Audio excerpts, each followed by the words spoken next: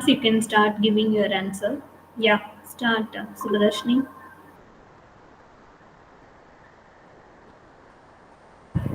Type of sample analyzed, that is alkali metals and alkaline earth metals. Source of determination is by flame. Principle is absorption by thermal energy and emission of radiation energy. Then qualitative respect. In qualitative respect, emitted radiation is lambda, and then quantitative respect, concentration is versus by percentage flame intensity. Then nebulization process.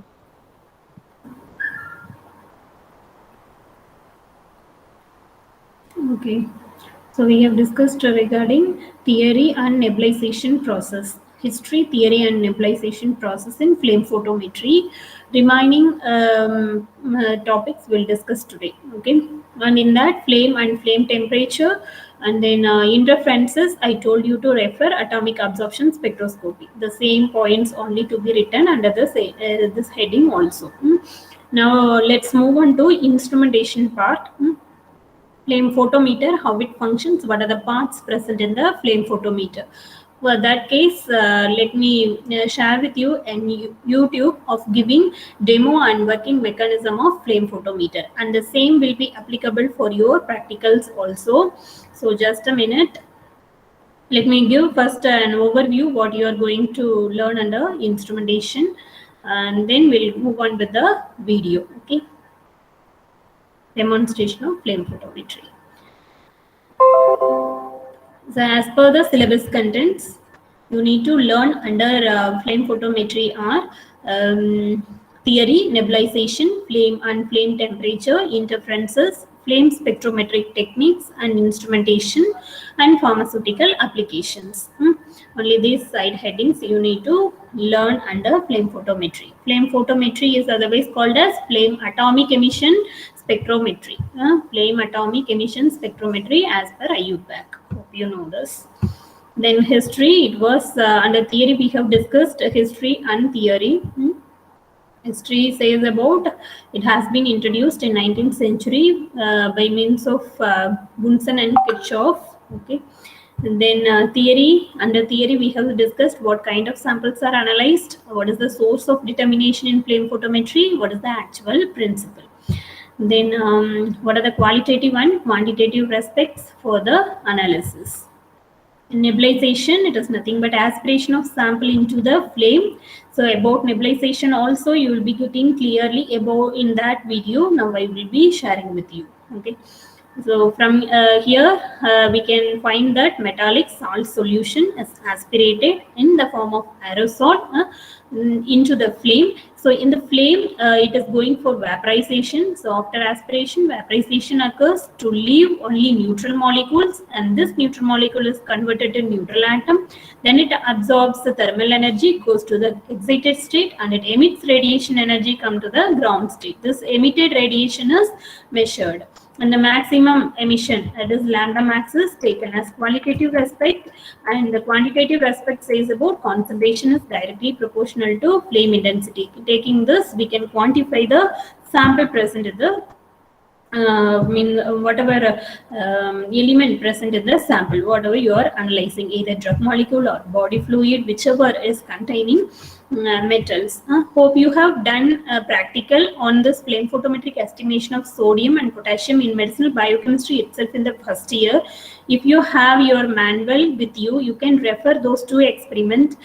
So whatever electrolytes present in the, like sodium and potassium present in the body fluids, are estimated by using flame photometry. But the theory in the part of spectrometry only you are learning, but already you have performed the practical in the first year itself. So kindly go through those two experiments for this for this topic, so that you will be get familiar about writing all practical points under this. Okay. You will be getting all concepts what you have performed. Once you go through that, you will get clear idea.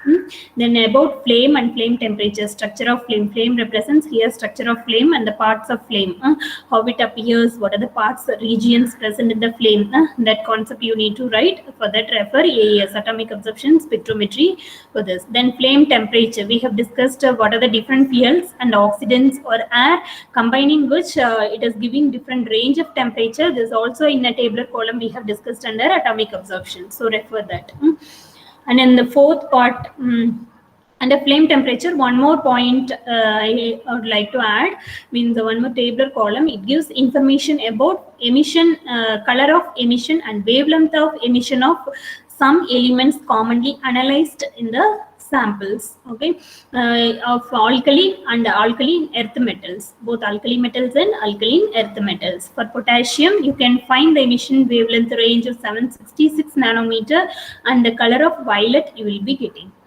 For lithium element, it is 670 nanometer, red color flame you may get. You can observe the color change of flame due to the particular element. And the emission radiation, you can observe the range between visible radiation, that is from 400 and 800 nanometer. Then calcium gives emission at a 622 nanometer and it gives orange colored flame. So from the color of flame itself, we can find out what kind of element is analyzed or present in the sample. Then sodium emits at 589 nanometer and it gives yellow colored flame. Then barium 554 nanometer lime green color flame is emitted. Okay. And the intensity of this colored flame will be increased when concentration of particular element is increased in the sample. So you can take this example for practical analysis and also for theory.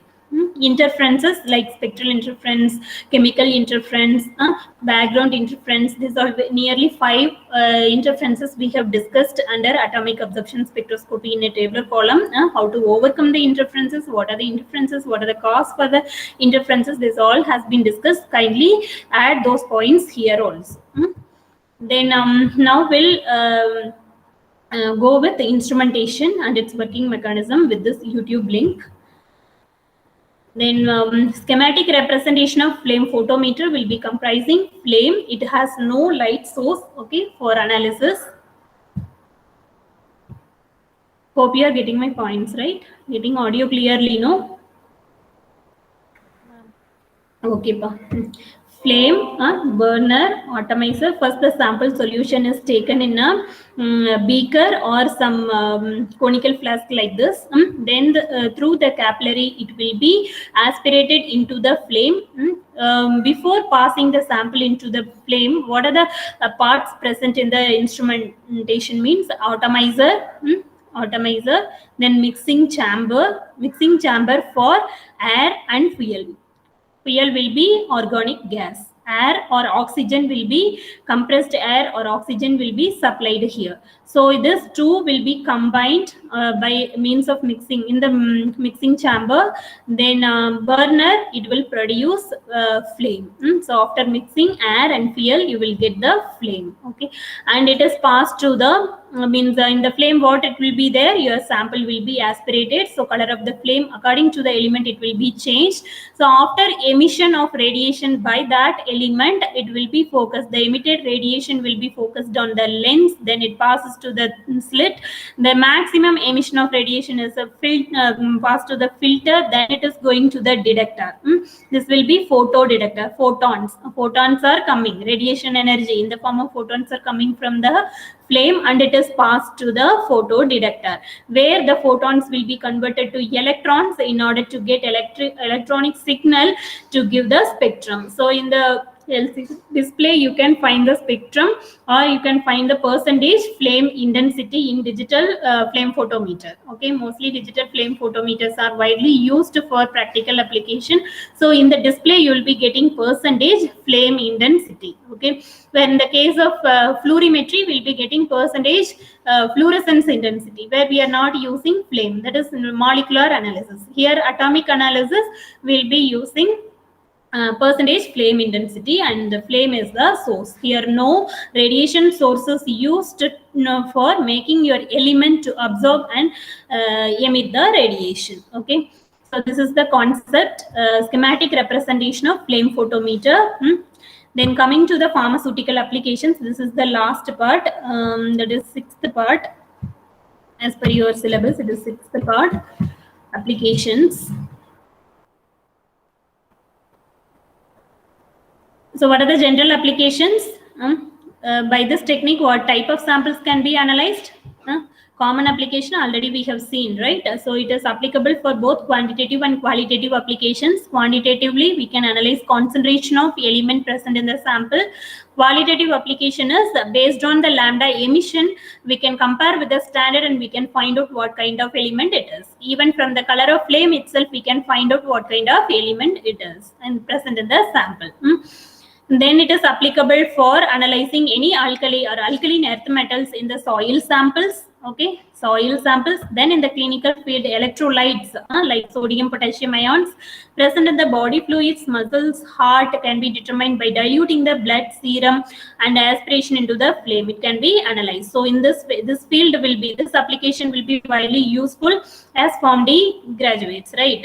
So that's why you are learning flame photometry in pharmaceutical analysis. It is the major technique used to analyze electrolytes present in the body fluids. Then we can analyze the elements present in soft drinks, fruit juices and alcoholic beverages by flame photometry. Whatever samples you find alkali or alkaline earth metals, that is group 1 and group 2 elements, then we can go with a flame photometric method, and it is very easy method and simple method also. Advantages are focused here. It is simple quantitative analytical test based on the flame analysis, and it is inexpensive. The determination of elements such as alkali and alkaline earth metals are performed easily with most reliable and convenient methods, and quite quick and convenient, selective, sensitive to even parts per million. A very low concentration range also we can analyze by means of this technique, selectively, specifically and sensitively. Okay, so that is why flame photometry is widely used. Even when comparing with atomic absorption spectroscopy, flame emission spectroscopy is widely used since it is cost effective method. Where for atomic absorption, for procuring hollow cathode lamp itself, it will be more expensive, so that technique is not widely used in laboratories. Atomic absorption spectroscopy. Flame photometry is overcoming those disadvantages of atomic absorption. That's why flame photometry is widely used, and we can find flame photometer in our labs also, in analytical labs. Even in clinical laboratories also you can find flame photometer only, not atomic absorption spectrophotometer. In case of very sensitive analysis, specific element analysis, we can go with atomic absorption only. And disadvantages are the concentration of metal ion in the solution cannot be measured accurately. So maybe in the flame, it may go for ionization.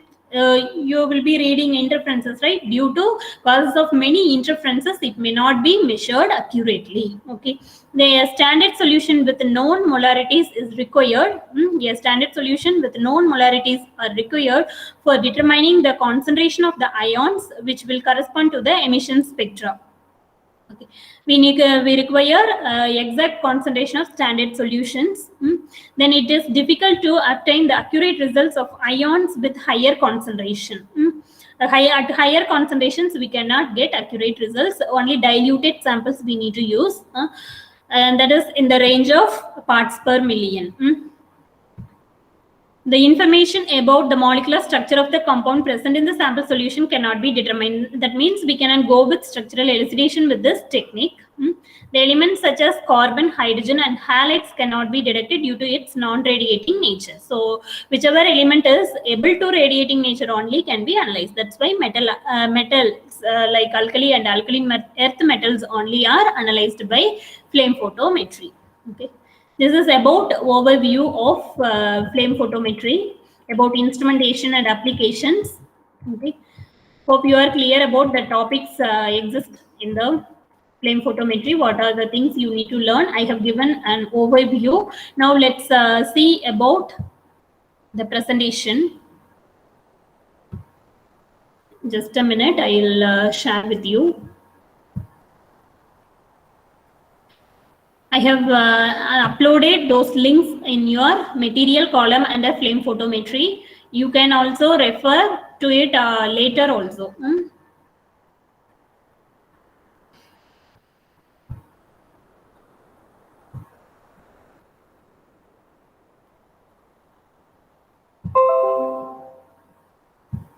So if you choose materials theory, under that flame photometry, you can find the YouTube links. 3 links I have saved there.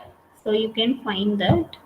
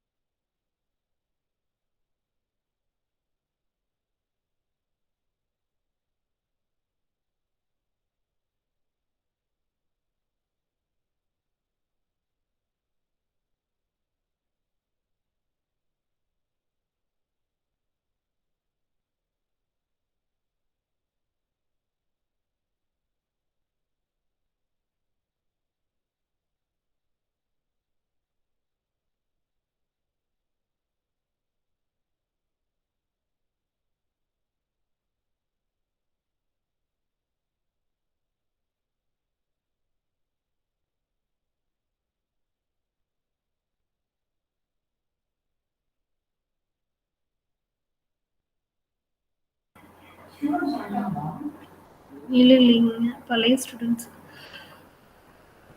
Sorry, network problem. That's why it got disconnected. I will present.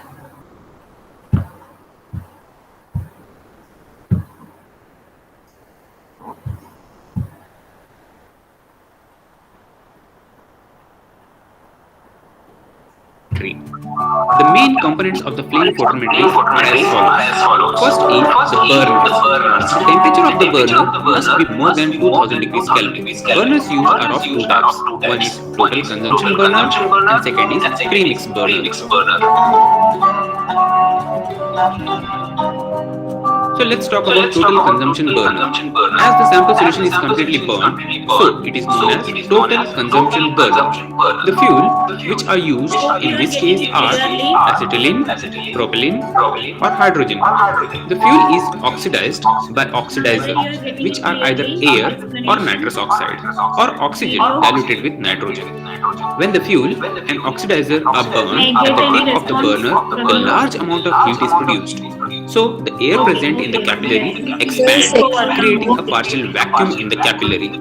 Because of vacuum, the sample solution is rushed to the tip of the burner. Now the principle starts. The sample is broken into the fine spray at the upper tip of the capillary. Is the burners. The main components of the flame photometry. The main components of the flame photometries are as follows. First is the burners. The temperature of the burner must be more than 2000 degrees Kelvin. Burners used are of 2 types. One is total consumption burner and second is premix burner. So let's talk about total consumption burner. As the sample solution is completely burned, so it is known as total consumption burner.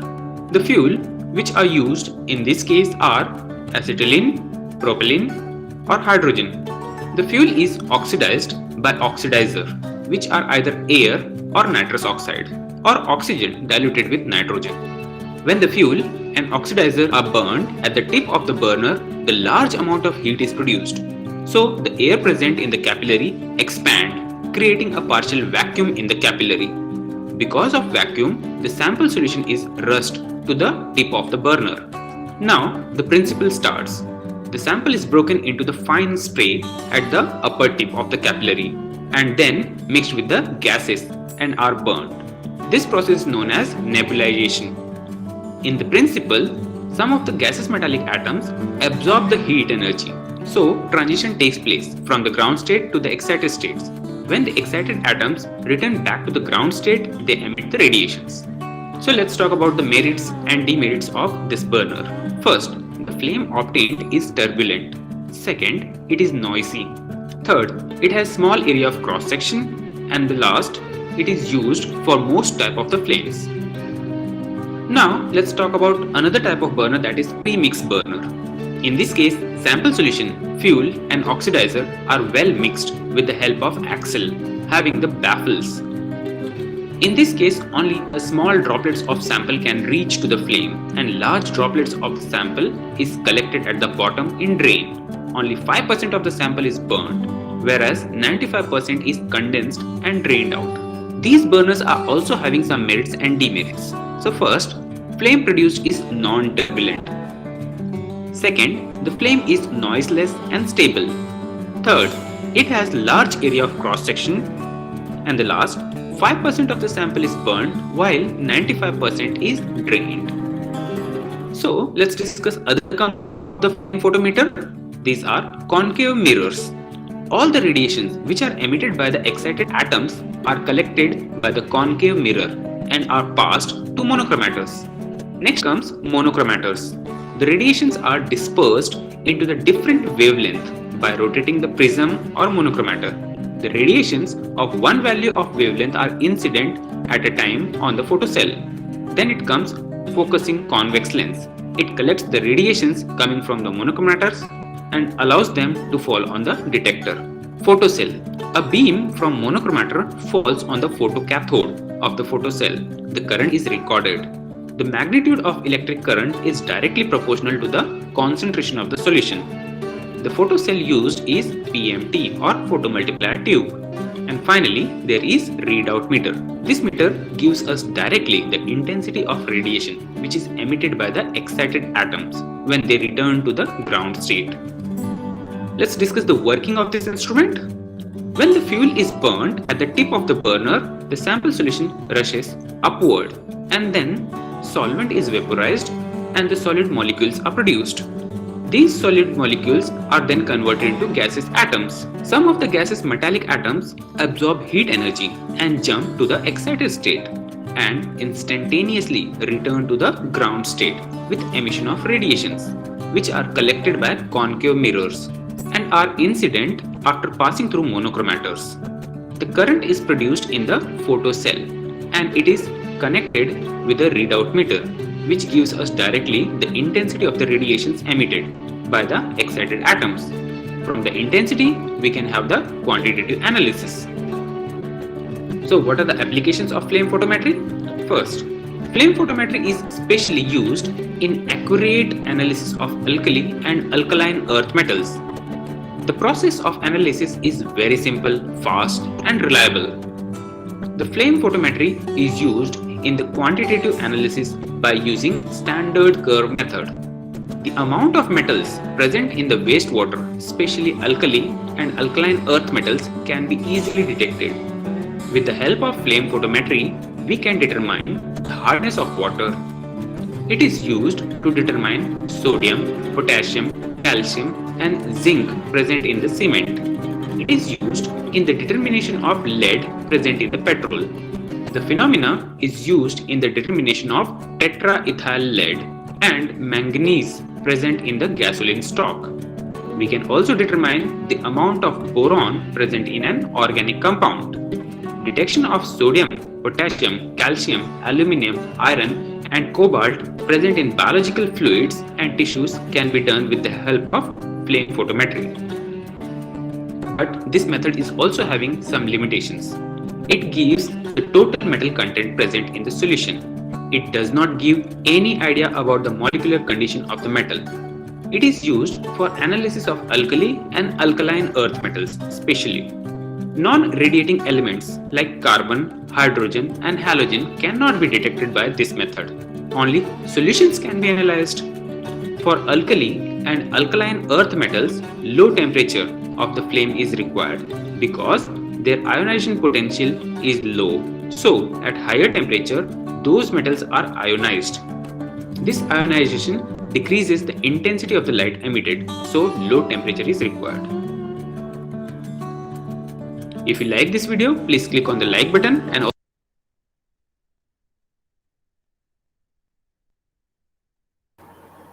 So hope you are clear about flame photometric parts of instrumentation and working mechanism and applications, right?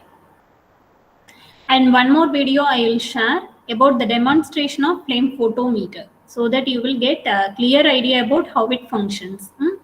Let me share that video also. Since in this year you are not prescribed with practicals on flame photometry as already you have done in first year. So just have a recollection of those points how you have done. For that I will share another video.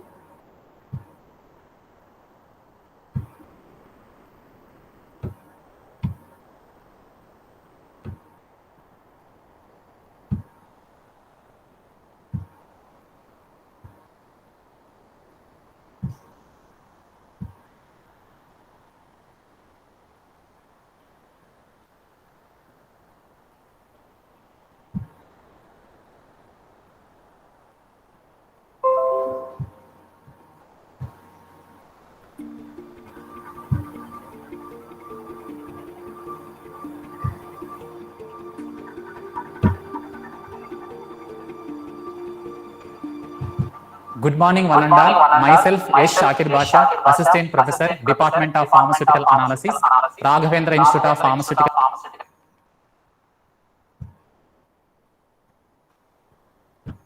Education and Research, Autonomous, Anantapur. Today, I am going to give demonstration on Systronic Flame Photometer 128. Before entering into my demonstration, let me give brief introduction on the principle involved in flame photometry. Flame photometry is also called as flame emission spectroscopy. The exact reason behind this is we are going to measure the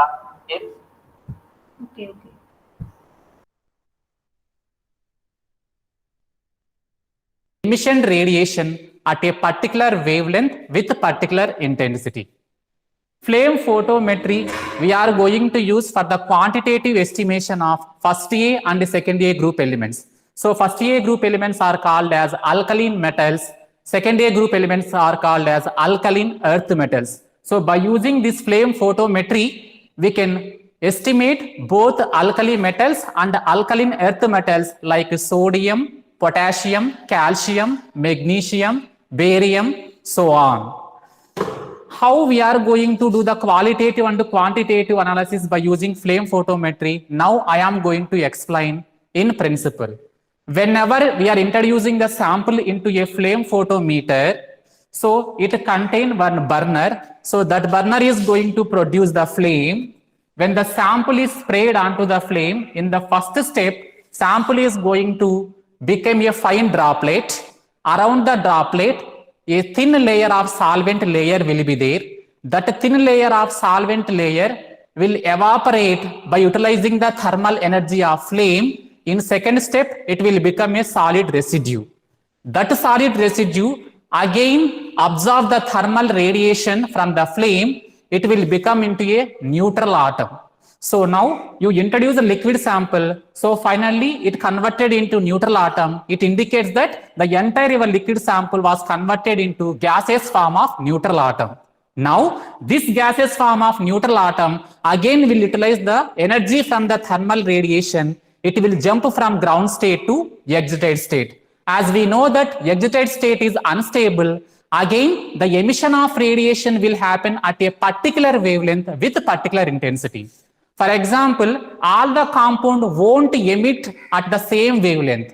So sodium, it will show the emission wavelength 589 nanometer, especially it will produce yellow color flame. Then potassium, it will emit at 766 nanometer, it will produce violet color radiation. Barium, it will emit at the emission wavelength of 554, it will show lemon green color. So based upon the flame of your color and the emission wavelength, you are going to identify the compound. So that is called as qualitative analysis. Then quantitative analysis, how we are going to perform by using flame photometry means, based upon your sample concentration, what you are introducing into the flame, so the emission intensity will be. If the emission intensity is more, indirectly we can say that your sample concentration is more. If the sample concentration is less, the emission intensity will be less. Now I am going to explain the instrumental parts of flame photometer. So this is Systronic flame photometer 128. So you can see this is display. So this is called as chimney. Inside this burner will be there, which is going to produce the flame. Then this is filter view. Through this we can see our flame. Then this is capillary tube. Through this we are going to inject our sample. After injecting, inside this sample holder we have atomizer. That atomizer will aspirate your sample. After aspiration, the remaining waste and all will be drained off. So this is for waste collection. Then this is called as compressor. Compressor is going to create the vacuum. Because of this vacuum, solvent will be sucked or your sample will be sucked. So this is fuel. Continuously we are going to provide fuel. So here oxidant is our air and detector is photodetector. So these are the fundamental parts of our flame photometer. Now I am going to perform the quantitative estimation of sodium ions in my sample solution. So this is my sample solution, what I prepared. So in that, now I am going to estimate the concentration of sodium by using flame photometer. Before going to handle your sample, first you have to switch on your instrument in a sequence manner. So you switch on the main instrument, then you switch on compressor, then fuel. So this sequence you have to follow to avoid the fluctuation. After switch on the entire instrument, first you cross check how the flame color is. The flame color should be blue, that too it should be in cone shape. If it is not there in cone shape means by rotating this back color knob in a anti-clock direction, we have to bring into exact cone shape. The flame intensity also we have to fix medium, because if the intensity of flame is more means temperature will be very high, your sample will ionize very fast.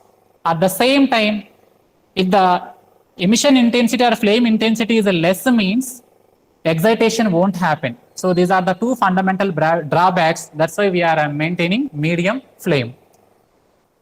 Now you can see, so this is the display. So Systronic flame photometer 128. First you have to press setup button. It will ask setup number.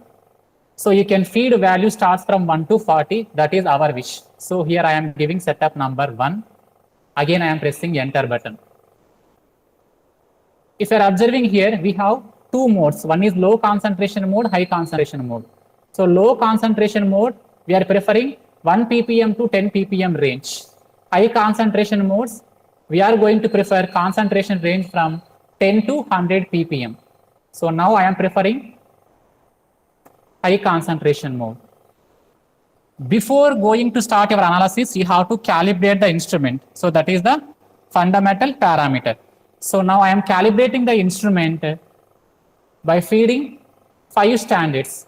So starts from 20 to 100 microgram per ml. So 20, 40, 60, 80, 100 microgram per ml.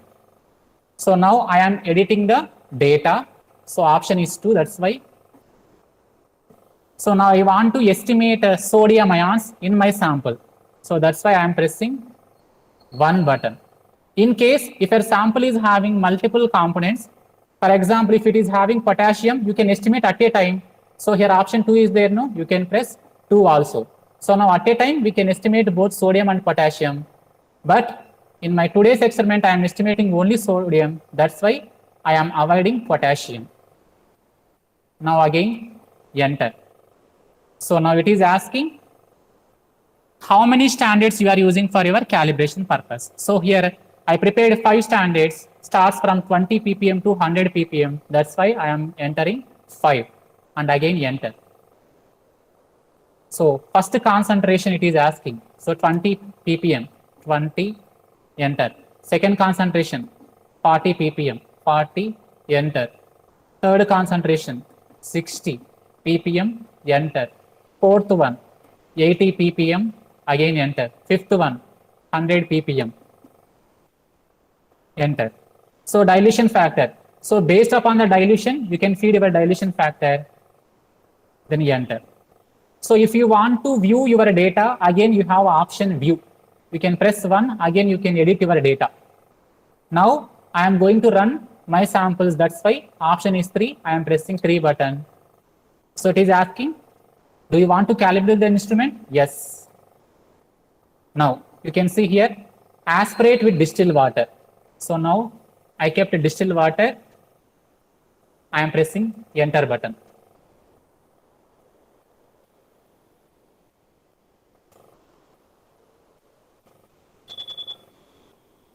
Aspirate reference solution. So reference I am keeping my stock solution what I prepared initially.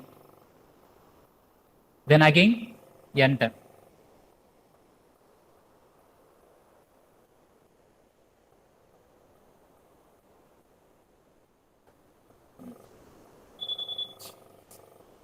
You see, each and every time it is asking aspirate distilled water.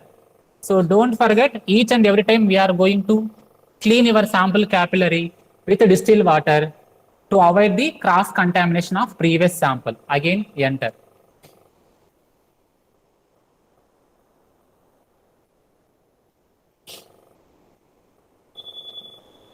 Yeah.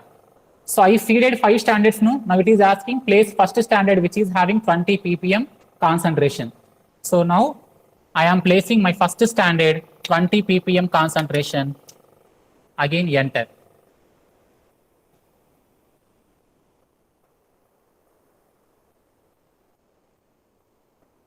You can see here 20 ppm, it is having low concentration of sodium. So that's why initially your light is blue, but after placing your 20 ppm, so light orange color you can observe, or yellowish orange you can observe. So second, again it is asking aspirate the distilled water. So I kept distilled water again enter.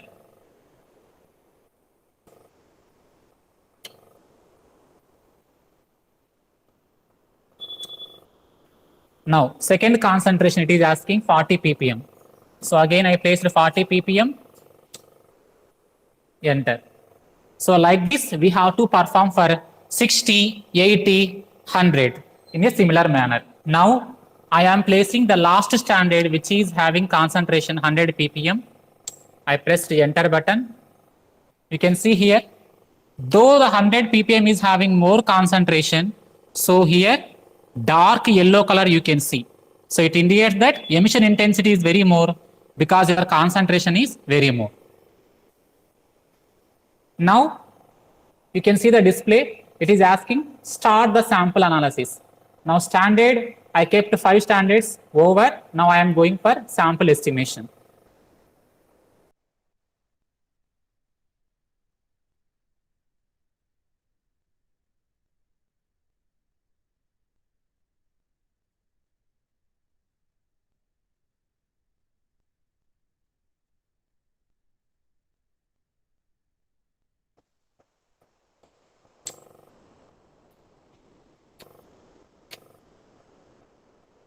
Now I am pressing enter. So when you are pressing enter first time, here it will ask batch number. So I have given batch number 1. I pressed again enter. Now sample number it will ask. I given sample number, enter. Now it is asking aspirate the distilled water. So I kept the distilled water here, enter.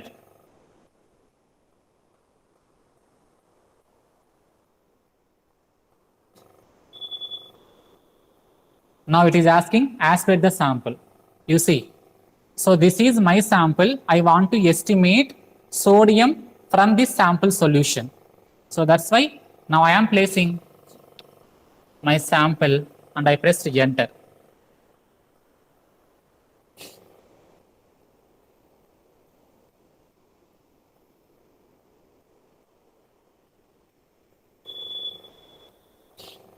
You can see here, I got the value for my sample.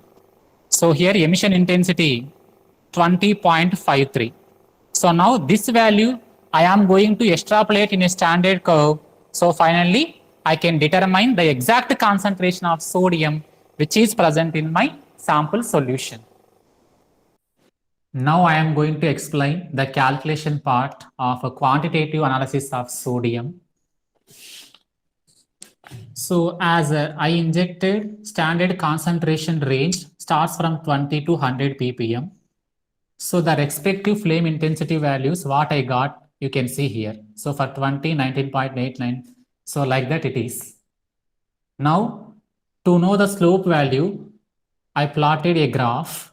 So I got regression value nearby one, which is 0.999. Then slope value is 0.994.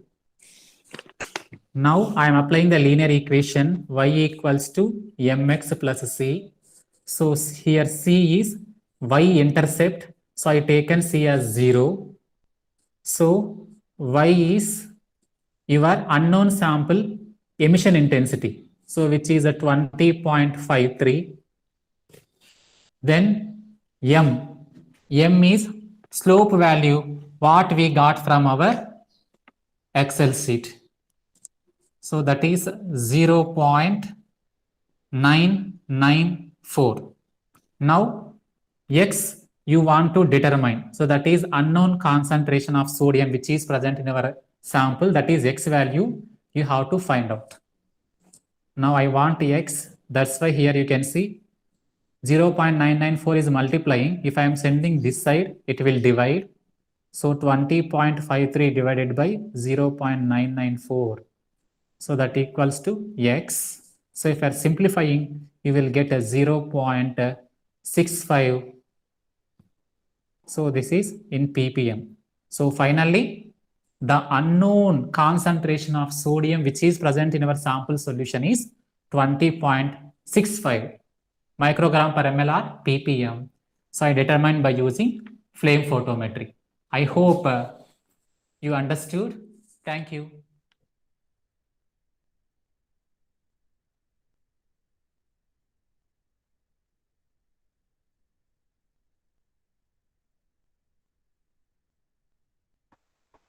I hope you have understood from the demo and the explanation of working mechanism of flame photometry. In the next class, I would like to allot a seminar from anyone to take on atomic emission spectrometry. Another topic is there related to same atomic level emission analysis. One of you give seminar on that topic. Okay, atomic emission spectrometry. Let me know who is going to give seminar on Friday. Okay, Friday 1:30 to 2:30 you have class. No, during that period you need to give seminar on atomic emission spectrometry. Like this, how I am preparing PPT. Similarly, you can also prepare PPT and you can present here. You also can able to present in this meet. So I'll give the link through this meet.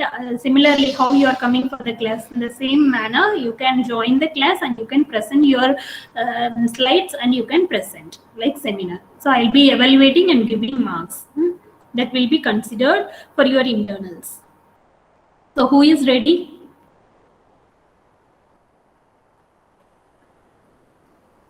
If you are not coming forward, then I will allot to some particular person.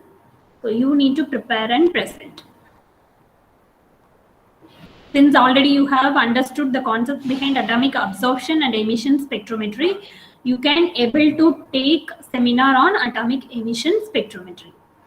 That is another topic. See the syllabus, whatever contents you require for that you need to give as a seminar.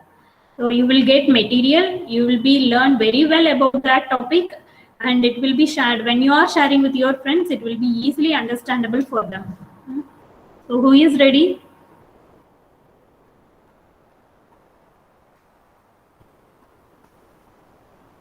Shaktivel, Rubeshwaran, Monisha, Subhadarshini, Akarshna, Padmapriya, Jetlin, Siranjeevi. Who is ready to give, ma? I can ask regularly attending students only. So any one of you come forward and give your name. And you can get help from anybody else for preparing notes also. So who is interested?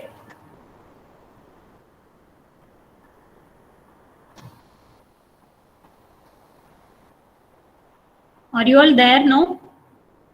Kindly respond me fast.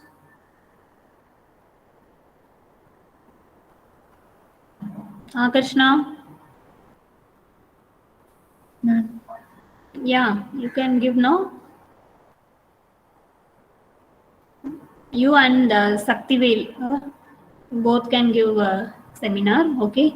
So both of you can prepare, one of you present. Prepare well.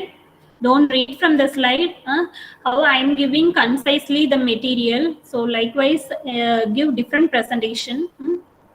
Understand the concept, give different presentation so that it will be helpful during your exam. Exam point of view, you can prepare your slides. Okay. So Akarshna and Saktivel can give seminar on this coming Friday class, PA class.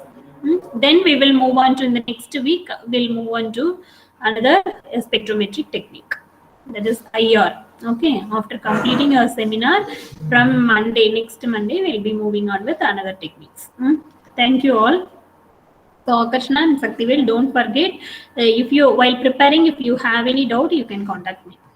Thank you. Others also can help them in preparing materials so that when